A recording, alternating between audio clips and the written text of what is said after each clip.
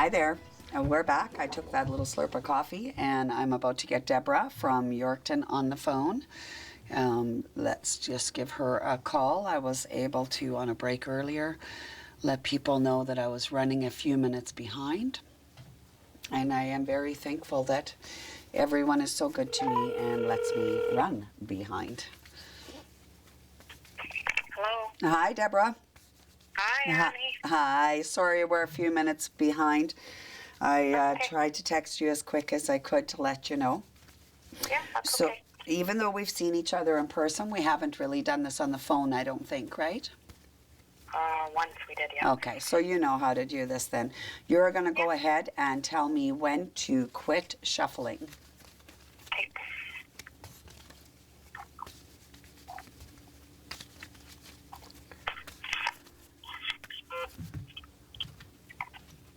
Lots of cards just fell out, Deborah, so we're going to leave them out.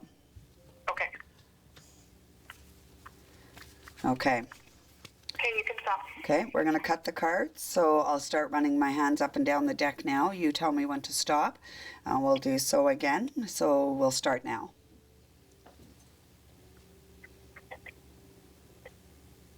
Okay, stop. Okay, and again.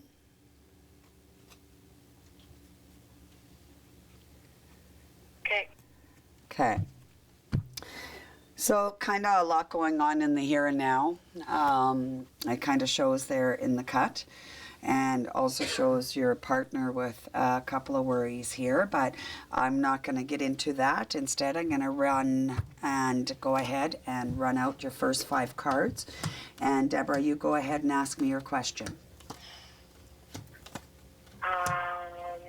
What do you see for me work-wise?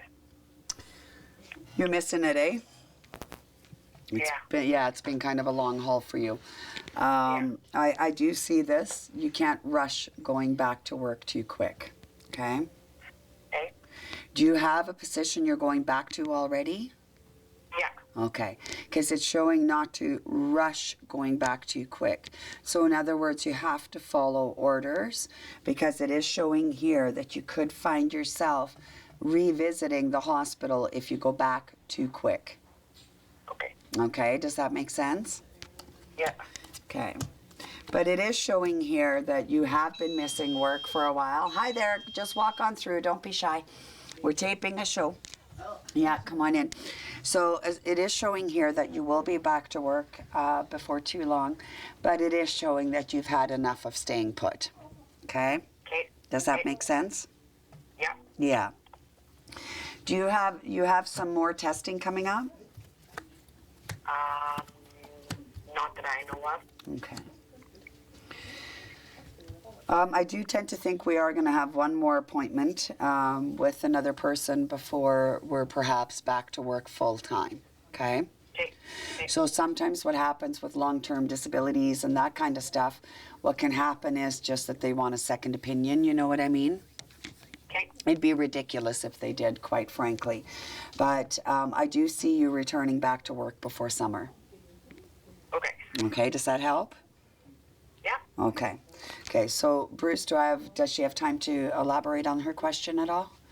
Okay, yeah, sounds good. So anything else around that, Deborah? What do you see with my work, you mean? Well, with your work, yeah. Or with anything else you want to add to it? Does it have to be about my work? No. What do you see with my husband? I'm glad you asked that, because that's where I want to go, okay? Okay. I'm going to be very blunt with you. He's been a lot more nervous about all your procedures and stuff than he lets on, okay? So if he kind of goes quiet because you haven't been feeling good, or a day like you had a couple of days ago, for instance, okay? Yeah. He may go extremely quiet, and it's not that he's not caring. It's simply he doesn't know how to always help you, okay? Okay. And he feels kind of helpless sometimes. And that's kind of when I think you see him be perhaps a little more backed away, or perhaps a little more standoffish, is actually when he's worried about you, okay? Okay. Okay. So we got to give him that little bit of a break there, but let him know that you recognize that all the stuff that you're going through as well, that you recognize it does affect him, and if he needs to talk about it, he should just blurt out, because he doesn't always blurt out. No. Does that make sense? Yeah. And yeah, and I do tend to think he's, you know, in the last 2 years, he's shown such strength, and he hasn't wanted to show you his worry. But I think you're at a point now where it's okay for you to see his worry. Does that make sense? Yeah. Yeah. Completely. Okay. Yep. He loves you a ton. Okay. And because of that, he's not wanted to really show you how much you not feeling well has actually been bothering him. Okay. Okay. Okay. So I am going to have to wrap us up here, I'm afraid, my dear. But next time I'm up in Yorkton, let's get together. Definitely. Definitely, okay? Definitely. And I better get and answer an email question or two here and see what I have some time left for. But thanks again. And again, I'm so terribly sorry I ran behind today. That's okay. Thank you, Annie. You're welcome, and thank you. Lots of love and light to you, okay? Same to you. Okay. Bye-bye. All right. Okay, this message is actually here from Dryden, from Stephanie, and she emailed and she said, did I make a good career choice, and am I going to excel at it? Well, let's find out, shall we, Stephanie?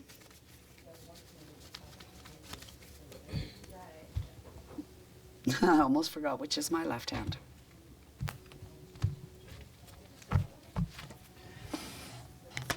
Okay. Where this big question mark shows up, it usually means they're not going to show me a whole ton on the situation for two reasons. One, you either need to be totally shocked by it or gobsmacked, however you want to call that, or you already kind of know what's going on with the situation. But in your case, you need to be kind of smacked out of the blue with it. So we'll see where that leads us. Absolutely, you've made the right career choice, even if you think it's been very chaotic over the last year or two getting there. Will you excel at it? Yes, okay. But sometimes we have to let it take the time that it's going to take. It is showing that you get a real inner joy out of it, and it also shows that you get up every morning and look forward to what you do. And isn't that 90% of what should decide our career choices, is the fact that we enjoy doing what we do? If not, we're just miserable, right? So if we're looking here, I do tend to think you've made very much the right career choice. The only thing I see there sometimes is it seems like we have new learning curves often. So does that mean that we have to learn a new program every 6 months or every year? I'm not really sure because of the big question mark, but it is showing this. You stress too much sometimes, and that stress actually affects your digestive system. So just trust in what you're doing because you're enjoying what you're doing, and just let it flow a little easier. We don't always have to be 100% perfect at absolutely everything the first minute we try it, and you're a little bit hard on yourself sometimes, I think, and a bit of a perfectionist. It's just sometimes do we need to look at the area we've chosen our career in. Sometimes that can take a little bit of time to grow. No different than myself moving, say, from a community that draws from 300,000 people in total to a community that draws from maybe 20,000 people in total, okay, in our circumference here. So we have to adjust what we do perhaps just for larger or smaller scale. But at the same time, definitely, I do feel that you have moved along the right career path. Do I have time for another question? No, I'm being told. So I'm going to ask you to keep sending those emails in. I'm going to ask you to keep setting up a phone time with me. Or like we've had the last 2 episodes, we also had people sitting right here asking questions. Next time it should be Jimmy Fallon. I'm not so sure if it will be or not. But if not, I think it's time to maybe perhaps start asking Ellen DeGeneres, Jimmy, instead. Okay? So as far as that goes, we're going to be back shortly, and we're going to discuss a shake and bake. No, not in the form of chicken, but in the form of what's called a soaky bed. So we will meet you in that other room. We will be there shortly.